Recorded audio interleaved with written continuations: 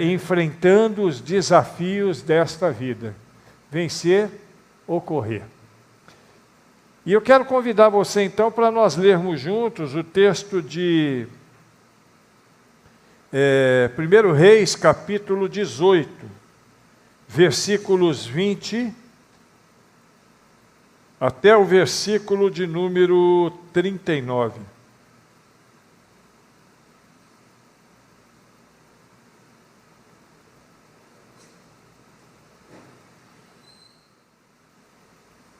Eu vou ler aqui, os irmãos podem acompanhar. A leitura é um texto que nos faz lembrar de um evento bíblico bem conhecido de todos nós e que nós queremos, a partir desse texto, refletir no nosso tema, que é correr, vencer ou correr.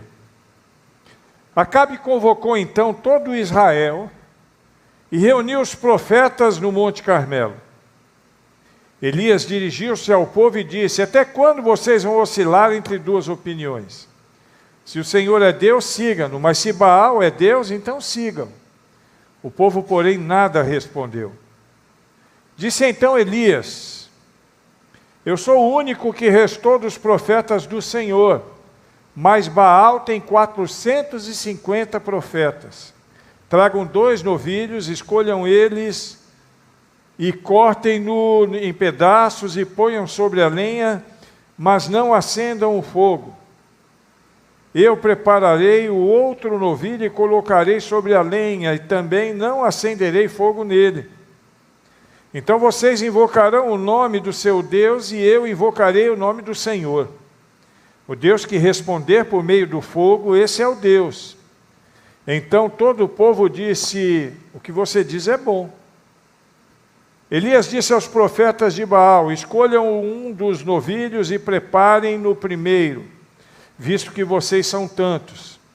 Na realidade não eram só 450, tinha mais 400, né? E a gente vai falar depois sobre isso. Clamem pelo nome do seu Deus, mas não acendam o fogo. Então pegaram o novilho que lhe foi dado e prepararam, e clamaram pelo nome de Baal desde a manhã até meio-dia. Ó Baal, responda-nos, gritavam, e dançavam em volta do altar que haviam feito. Mas não houve nenhuma resposta. Ninguém respondeu. Ao meio-dia, Elias começou a zombar dele, dizendo: gritem mais alto. Dizia: já que ele é um Deus, quem sabe ele está meditando, ocupado ou viajando. Talvez esteja dormindo e precise ser despertado. Então passaram a gritar ainda mais alto e a ferir-se com espadas e lanças, de acordo com o costume deles, até sangrarem. Passou o meio-dia e eles continuaram profetizando em transe até a hora do sacrifício da tarde. Mas não houve resposta alguma, ninguém respondeu, ninguém deu atenção. Então Elias disse a todo o povo: aproximem-se de mim. O povo aproximou-se. Elias então reparou o altar do Senhor, que estava em ruínas. Depois apanhou 12 pedras, uma para cada tribo dos descendentes de Jacó, a quem a palavra do Senhor tinha sido dirigida, e disse: seu nome será Israel. Com as pedras construiu um altar de honra no nome do Senhor, e cavou ao redor do altar uma valeta com capacidade de 2 medidas de semente. Depois arrumou lenha, cortou o novilho em pedaços e pôs sobre a lenha. Então lhes disse: encham de água 4 jarras grandes e derramem-na sobre o holocausto e sobre a lenha. Façam-no novamente, disse ele, e eles o fizeram de novo. Façam pela 3ª vez, ordenou, e eles fizeram pela 3ª vez. A água escorria do altar, chegando a encher a valeta. À hora do sacrifício, o profeta Elias colocou-se à frente e orou: ó Senhor, Deus de Abraão, de Isaque e de Israel, que hoje fique conhecido que tu és o Deus em Israel, e que eu sou o teu servo, e que fiz todas estas coisas por ordem tua. Responde-me, Senhor, responde-me, para que este povo saiba que tu és Senhor, és Deus, e que fazes o coração deles voltar para ti. Então o fogo do Senhor caiu e queimou completamente o holocausto, a lenha e as pedras e o chão. E também secou totalmente a água da valeta. Pois o povo viu isso. Quando o povo viu isso, todos caíram prostrados e gritavam: o Senhor é Deus, o Senhor é Deus. Enfrentando os desafios, vencer ou correr? Para falar sobre esse tema, sobre essa questão, eu escolhi exatamente Elias como um modelo para todo cristão, modelo de homem de Deus, perseverante, fiel, corajoso, decidido. Esse grande homem de Deus, ele desafiou no seu tempo a idolatria em Israel, mesmo colocando a sua própria vida em risco. Precisamos entender que quando ele fez isso, ele estava colocando a sua vida em risco. E o zelo e dedicação de Elias é que fez com que ele planejasse e executasse este confronto épico, este confronto tremendo, devido à apostasia do povo e à falta de liderança espiritual de um rei, Acabe. Por causa disso, Elias se viu diante de uma obrigação, ele tinha uma obrigação como homem de Deus, de lançar um desafio. Na realidade, o primeiro a ser desafiado era ele. E ele agora tinha também o dever de lançar um desafio diante de todas as pessoas. E Elias, então, cheio de autoridade, cheio do poder de Deus, ele mandou chamar 850 profetas. No versículo de número 19 a gente lê isso. São 450 de Baal, mas tinha mais 400 de Azerá. Ele mandou chamar esses profetas, esses falsos profetas todos, e quando ele reuniu esses falsos profetas, então ele os desafiou dizendo: eu quero que vocês invoquem o nome do Deus de vocês, e eu vou invocar o nome do Senhor. O Deus que responder com fogo, este é o Deus verdadeiro. Esse é o versículo 24 do texto que nós lemos. Elias, então, ele foi desafiado por Deus, para que ele pudesse lançar um desafio dessa magnitude. E ele, sem titubear, ele desafiou o povo. Desafiou o povo e fez isso sem nenhum constrangimento, sem nenhum medo. Ele não tinha receio de lançar esse desafio, porque ele sabia quem estava por detrás daquele desafio. Os reis perversos, como era o caso de Acabe, eles na realidade eles odiavam os profetas de Deus. Eles não gostavam dos profetas de Deus, porque os profetas de Deus sempre se pronunciavam contra o pecado, contra a idolatria, e dessa forma, de alguma maneira, os profetas de Deus, eles prejudicavam o controle que os governantes tinham sobre o seu povo. E estes reis, por não gostarem dos profetas de Deus, eles então apoiaram para que surgissem muitos falsos profetas. E falso profeta naquela época era igual... Alguém conhece Tanajura? Quem conhece Tanajura aí? Já viu Tanajura saindo da terra? Começa a sair, vai saindo para todo lado. Era desse jeito com falso profeta naquela época. Parecia Tanajura saindo da terra. De tantos que apareciam. Todos eles sempre prontos para contradizer as palavras dos homens de Deus. Mas isso não intimidava Elias. E neste caso, Elias desafiou, não foi um, nem dois. Foram 850, de uma vez só. Um homem só, Ana, desafiando 850 falsos profetas. E ele fez isso na frente de todo o povo. na frente do rei. Ele queria mostrar que para ser um profeta não bastava apenas falar alguma coisa. Ele queria mostrar que um profeta verdadeiro, ele vivenciava a sua fé, ele vivenciava o poder do Deus a quem ele servia.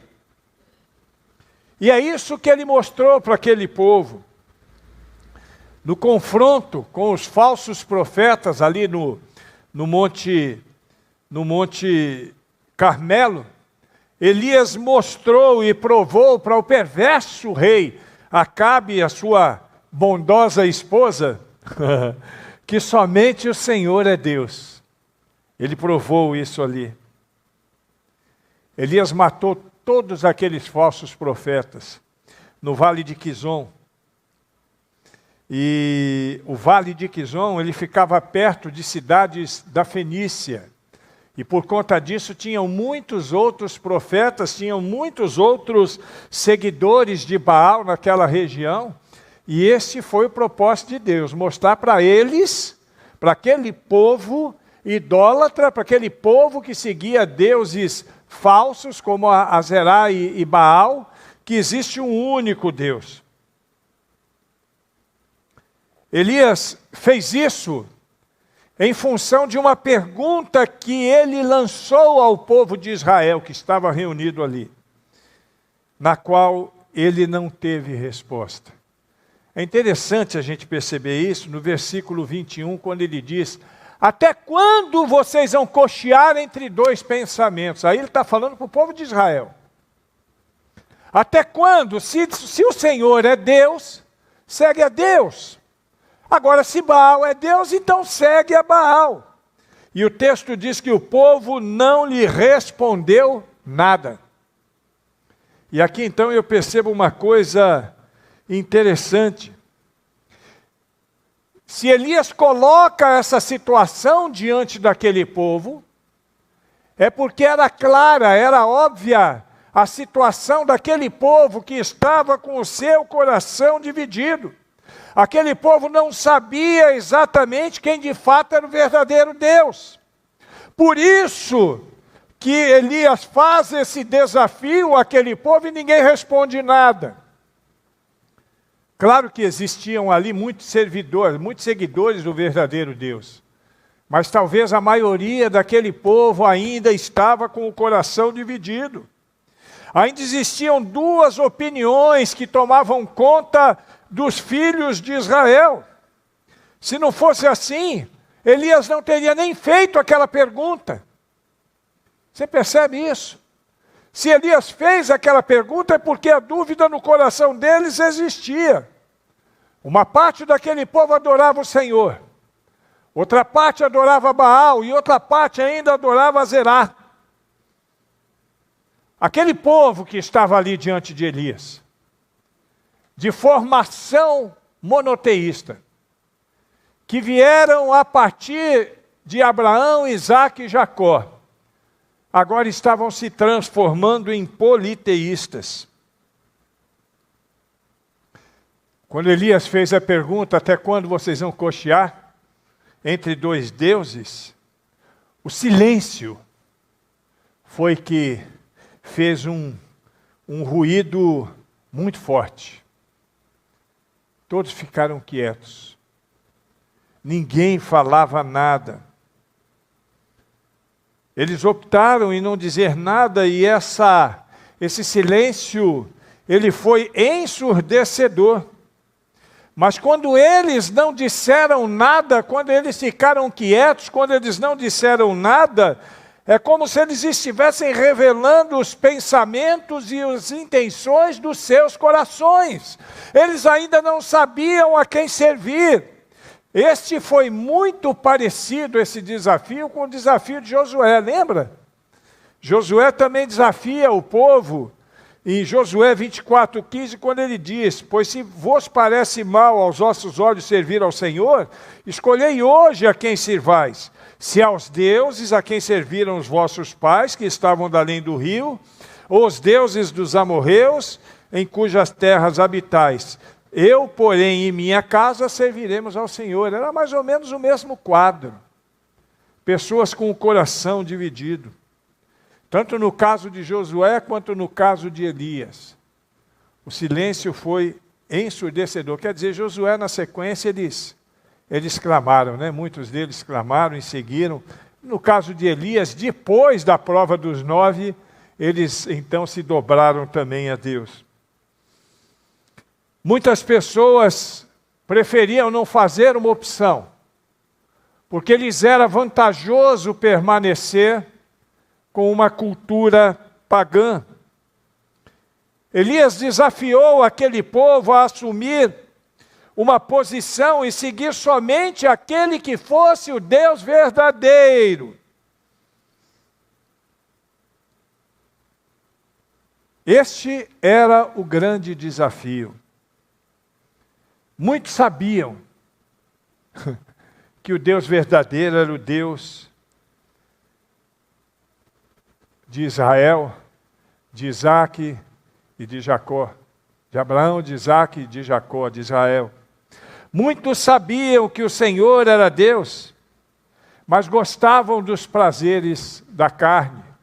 E por isso tinham o coração dividido. Parece familiar para você? Parece familiar? Muitos buscavam os benefícios que resultavam de seguir a Acabe e os seus falsos profetas na sua adoração de idolatria. Mas eu quero dizer uma coisa para você e preste bem atenção. É muito importante que as pessoas assumam uma posição com o Senhor.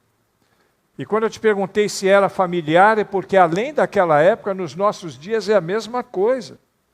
Tem muitos que ainda estão com o coração dividido. Muitos que vivem com o coração dividido. Muitos que proclamam amar a Deus, mas têm o seu coração dividido. Elias desafiou o povo a fazer uma escolha, mas não era uma escolha naquele momento, não. É uma escolha que deveria ser definitiva. Ou você segue a Deus, ou você segue a Baal. Porque os israelitas achavam que podiam adorar os dois simultaneamente. Dá para adorar os dois? É. O maior pecado deles, sabe qual era? Ter o coração dividido. Esse era o grande pecado dele. Faltou o empenho de Deuteronômio capítulo 6, versículos 4 e 5. Quando nós lemos lá, ouve Israel, o Senhor vosso Deus é o único Senhor. Amarás, pois, o Senhor teu Deus de todo o teu coração e de toda a tua alma e de todas as tuas forças. O próprio Cristo advertiu contra essa atitude equivocada em Mateus 6, 24, quando diz, ninguém pode servir a dois senhores, porque ou há de odiar a um e amar o outro, ou se dedicará a um e desprezará o outro. Simples assim, irmão. Não podemos ter o coração dividido, não. Aquele povo não poderia ter o coração dividido, e aquele era o momento decisivo para o povo de Israel. Quando foi feito o desafio de Elias, eles deviam ter dito na hora, opa, não precisa provar nada para nós. Nós amamos e seguiremos ao Senhor. Os israelitas tinham conhecimento de todas as coisas que Deus havia feito no decorrer da sua história. Mas agora eles estavam vivendo num sincretismo religioso. E Deus, o Senhor, jamais aceita um coração dividido. O povo teria que escolher ali, entre o Deus verdadeiro e o falso Baal. E a mesma questão é apresentada para nós hoje. Quando nós temos que escolher a quem devemos seguir, a quem devemos servir. Porque Deus continua não desejando, não querendo um coração pela metade. Deus quer a nossa vida integral. Deus não quer ninguém em cima do muro. Com Deus, Sim ou não? É ou não é? Dedicar somente uma parte da nossa vida para Deus é o mesmo que rejeitá-lo. E tem muita gente assim. Dedica a Deus o tempo que está na igreja e já acha que está num bom tamanho. Mas o que Deus quer é que a gente dedique a nossa vida toda. Não saber a quem adorar e como adorar é um triste dilema espiritual que se faz presente todas as vezes que o povo de Deus se envolve com algum tipo de idolatria. Deuteronômio 30, 19 diz assim: os céus e a terra tomo hoje por testemunhas contra ti, que te tenho proposto a vida e a morte, a bênção e a maldição. Escolhe, pois, a vida para que vivas tu e a tua semente. Os que adoram ídolos, e aí agora eu vou falar de ídolo, mas eu não quero falar só do ídolo que a gente conhece, a estátua, né? Eu quero falar de outros ídolos, sejam eles quais forem. Não me refiro apenas a estes, mas eu me refiro a ídolos de toda a natureza, porque ídolo não precisa ser necessariamente um personagem físico. Eles podem estar camuflados no coração do homem, e podem, camuflados no coração do homem, tentarem controlar todas as decisões, toda a vida de uma pessoa. Os ídolos e deuses que podemos ser tentados a seguir não são só aqueles que são construídos em pedra e madeira. O poder é um ídolo. A posição social, a aparência, posses materiais, tudo isso pode se transformar em deuses falsos quando nós dedicamos as nossas vidas para eles. Precisamos entender isso. Nós precisamos entender. Quando chegam momentos de crise e de desespero, nenhum desses ídolos podem fazer qualquer coisa por nós. Sempre haverá um silêncio. Sempre. Eles nunca nos darão respostas que sejam satisfatórias, nem orientação, nem sabedoria. Quem os adora não consegue enxergar o verdadeiro amor e não consegue se submeter ao cuidado divino. Voltando para a nossa história, os profetas de Baal ficaram até 3 horas da tarde tentando, profetizando. Até meio-dia Elias ficou quieto. De meio-dia para 3 horas Elias começou a perseguir os caras. Vai, fala mais alto, pode ser que ele esteja dormindo. Vai ver até que ele deu uma viajada. E eles continuaram até 3 horas da tarde. Mas ninguém os respondeu. Eles faziam suas práticas, eles se feriam, né? Você já viu, alguém aqui já viu aquelas práticas que alguns grupos fazem na Semana Santa? De ficar se chicoteando, essas coisas. Aquele povo tinha isso também. Aquele povo fazia isso também. Mas não adiantava nada disso. Aqueles deuses estavam em silêncio. E sabe por que eles não respondiam? Eles não poderiam responder. Eles não eram deuses verdadeiros. Eles eram deuses falsos. Elias tinha certeza de que o Deus verdadeiro estava com ele. E por isso, desafiado por Deus, ele propôs um desafio. Vamos fazer o seguinte. Nós vamos colocar a oferenda e vamos pedir fogo dos céus.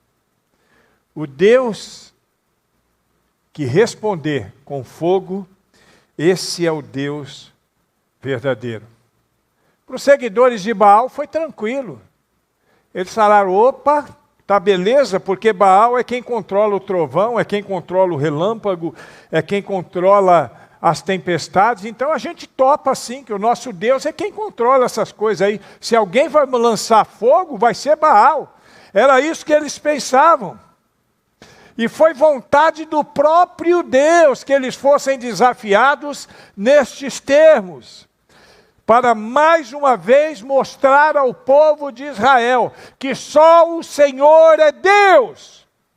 Mais uma vez, Ele sempre foi, Ele é e sempre será o único Deus verdadeiro a quem devemos seguir. E o resultado nós conhecemos. O final dessa história é tremendo. Está escrito nos versículos 38 e 39. Então o fogo do Senhor caiu e queimou completamente o holocausto, a lenha, as pedras e o chão, e também secou totalmente a água da valeta.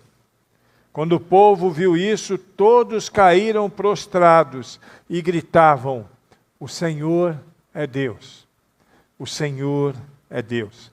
Ficou provado mais uma vez nessa história que o Deus de Israel é o único e verdadeiro Deus.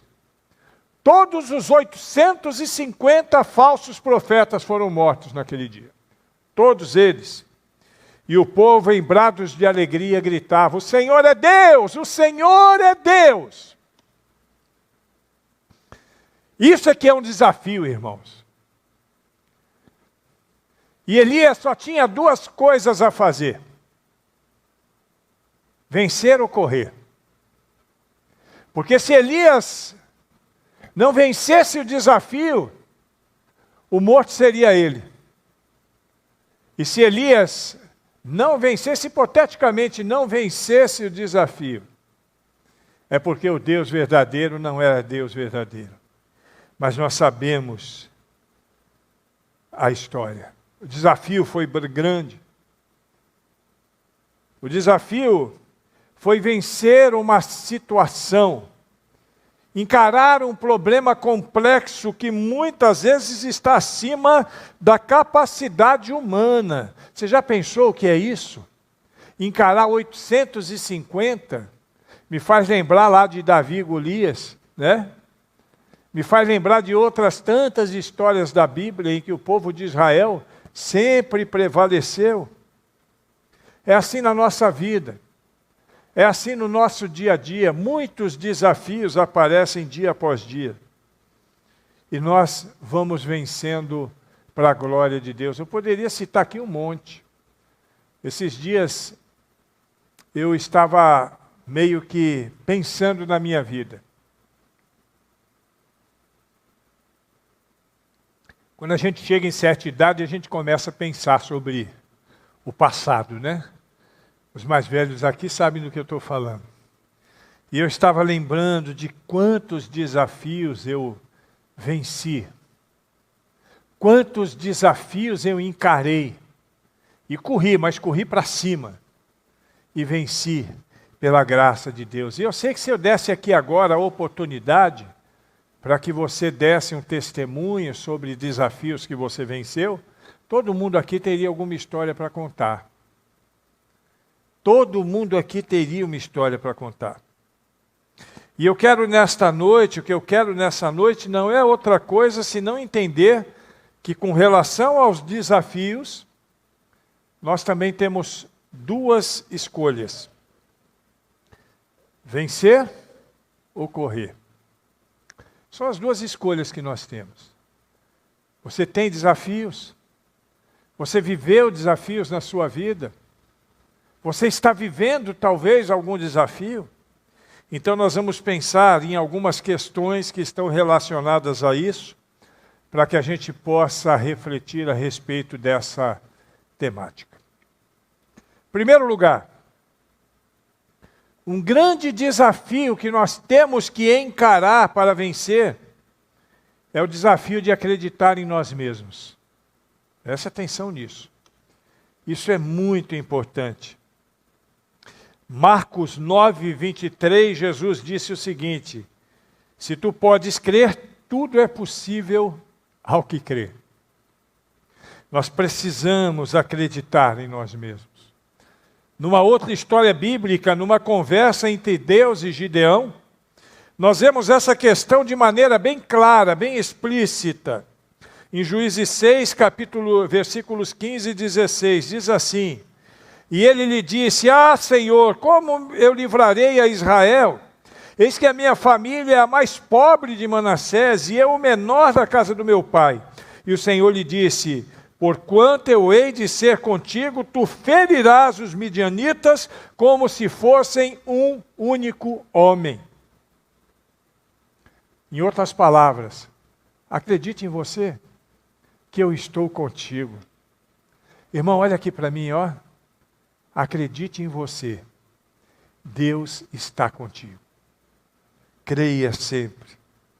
Com Moisés não foi diferente também não. No grande desafio de Moisés comandar o êxodo do povo de Israel do Egito, em Êxodo 3, versículo 11, nós vemos Moisés com a mesma desculpa. Então Moisés disse a Deus: Quem sou eu para que vá a Faraó e tire do Egito os filhos de Israel? E Deus disse: Certamente eu serei contigo, e isso lhe será por sinal que eu te enviei. Quando tiveres tirado esse povo do Egito, servireis a Deus neste monte. De novo Deus falando: Vá, meu filho, creia, acredite em você, eu estou contigo. E a história tanto de Gideão, quanto de Moisés, quanto de Elias, são histórias de vitória. Porque quando você aceita o desafio, quando você decide aceitar o desafio, você é um vencedor. Moisés poderia ter corrido, Gideão poderia ter corrido, Elias poderia ter corrido. E muitos não conseguem vencer os seus desafios porque não conseguem se enxergar como são, mas se veem como pessoas pequenas. Não acreditam no seu potencial e naquilo que são capazes de fazer. Olha, irmão, eu não estou falando isso imaginando que isso vem de nós mesmos, não. Isso vem do Senhor. É Deus quem nos capacita, é Deus quem nos dá força. E nós precisamos acreditar nisso. Deus fala contigo da mesma forma que falou com Josué. Não te mandei eu? Então vá. Simples assim. Isaías 41:10 nós lemos: Por isso não tema, pois estou com você. Não tenha medo, pois sou o seu Deus. Eu te fortalecerei, eu o ajudarei, eu o segurarei com a minha mão direita vitoriosa. Crê em você, meu irmão, porque Deus está contigo. A não ser que você não tenha relação com Deus. Aí pode apagar isso aí que não serve para você. Alguém está nos assistindo aí. Se você não tem relação com Deus, não acredite não que você vai quebrar a cara. Agora, se o seu Deus é o Deus de Israel, é o Deus de Jacó, é o Deus de Abraão, é o Deus de Isaac, é o Deus de Elias, é o Deus de Gideão, é o Deus de Moisés, então creia que Deus está contigo. E Ele encheu tua vida de poder, para a glória do Senhor. Deuteronômio 31:6. Sejam fortes e corajosos. Não tenham medo nem fiquem apavorados por causa deles, pois o Senhor teu Deus vai com vocês. Nunca os deixará, nunca os abandonará. O tempo todo conosco, irmão. Você percebe que Deus não fala assim, ó, você fica aí que eu vou lá e resolvo. Ele fala, eu vou estar com vocês. Ele nos deu a força. Ele nos deu o poder que emana dos céus para vencermos as nossas batalhas, para vencermos os nossos desafios.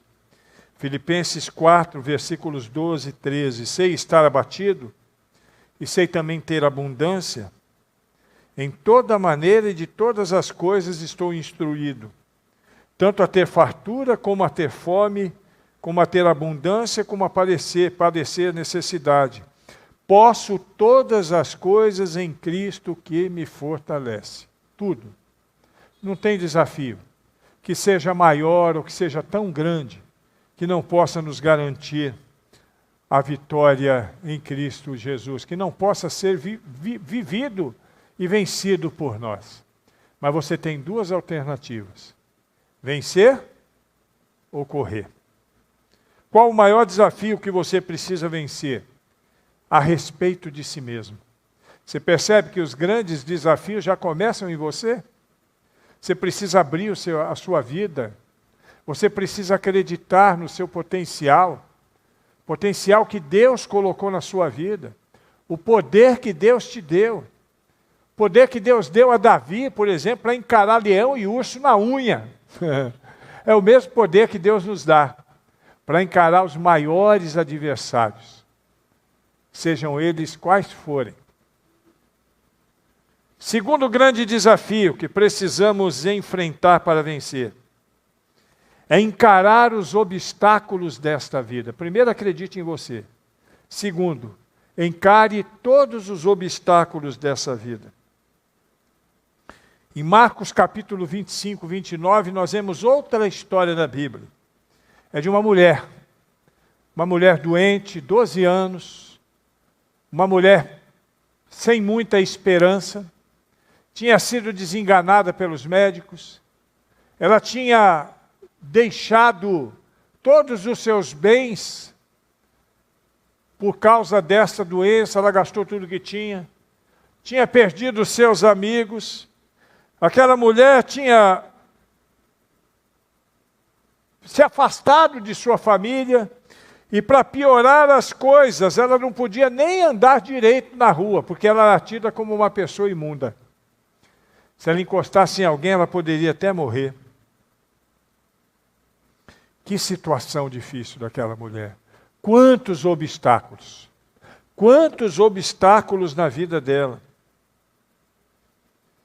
Mas aquela mulher, ela obteve a vitória. Porque nenhum desses obstáculos fez com que ela não caminhasse para dentro do seu grande desafio. E o seu grande desafio era muito simples. Para nós seria simples, para ela não. Para nós é muito simples. Tocar na orla da veste de Jesus. Ela tinha que romper no meio daquele povo. E se alguém reconhecesse, poderia morrer apedrejada. Ela não tinha mais força física. 12 anos perdendo sangue, era uma pessoa extremamente fraca, anêmica. Mas ela venceu todos os obstáculos que a afastavam da sua vitória. Quais os obstáculos que estão afastando você da sua vitória? Quero lembrar para você que nada na vida se conquista de graça. Nada. Tudo na nossa vida, a gente tem que pagar um preço. A gente tem que correr atrás. Se você quer um carro novo, não adianta você chegar, se ajoelhar e dizer, ó Deus, me manda um carro novo, que no dia seguinte vai ter um carro zero na sua garagem. Você tem que correr atrás. Tem obstáculos. Você vai ter que lutar, você vai ter que guardar dinheiro. Deus vai te abençoar em tudo isso. Mas você tem que fazer a sua parte. Quando a gente vence os obstáculos, a gente conquista os nossos ideais, a gente conquista os nossos objetivos. A gente vence os nossos desafios. Você consegue se lembrar de algum obstáculo na sua vida? Talvez tenha sido a perda de um emprego no momento crítico. Talvez uma vaga na universidade que você não conseguiu quando você tinha certeza que iria conseguir. A conclusão de algum curso, ou quem sabe até problemas familiares, problema com o cônjuge. A aquisição de alguma coisa que você gostaria e que não alcançou. Outro personagem da Bíblia, o cego Bartimeu, ele nos dá algumas lições sobre isso também. Marcos diz que Bartimeu lançou fora a sua capa. Você já leu isso, né? Quando você lê sobre Bartimeu no livro de Marcos. E lançar fora a capa significa literalmente isso, vencer os obstáculos da vida. E ele venceu alguns obstáculos que nós precisamos vencer também. Primeiro, o obstáculo da acomodação. Bartimeu estava acomodado.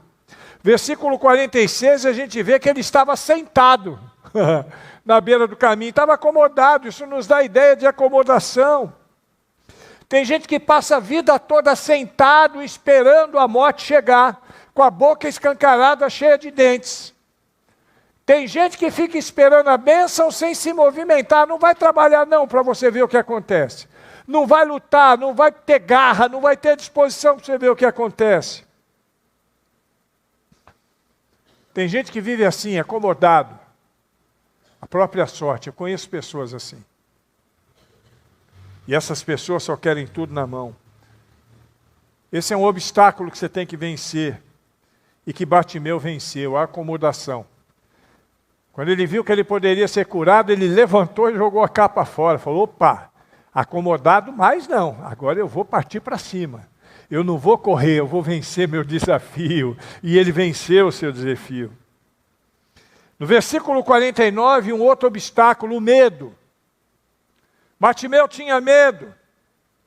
Versículo 49, Jesus diz assim para aquele homem, tenha bom ânimo. Em outras palavras, não tenha medo, tenha coragem, não temas. Aquelas pessoas que estavam lá disseram para ele isso, não foi Jesus. Tenha bom ânimo, não temas, porque Jesus te chama. Jesus quer falar contigo. E ele então, que havia lançado a sua capa, agora deixa de lado o medo e num salto se levanta. E correu atrás, foi à luta para poder alcançar o seu objetivo. Tem gente que não vai à luta. Tem medo de encarar. Tem gente que tem medo de quebrar paradigma. Não, pastor, eu não posso fazer isso não. Tem gente que tem medo de encarar as dificuldades em nome de Jesus, irmão. Não temas, não tenha medo, você tem que encarar os problemas para que você possa vencer, ou então você corre deles.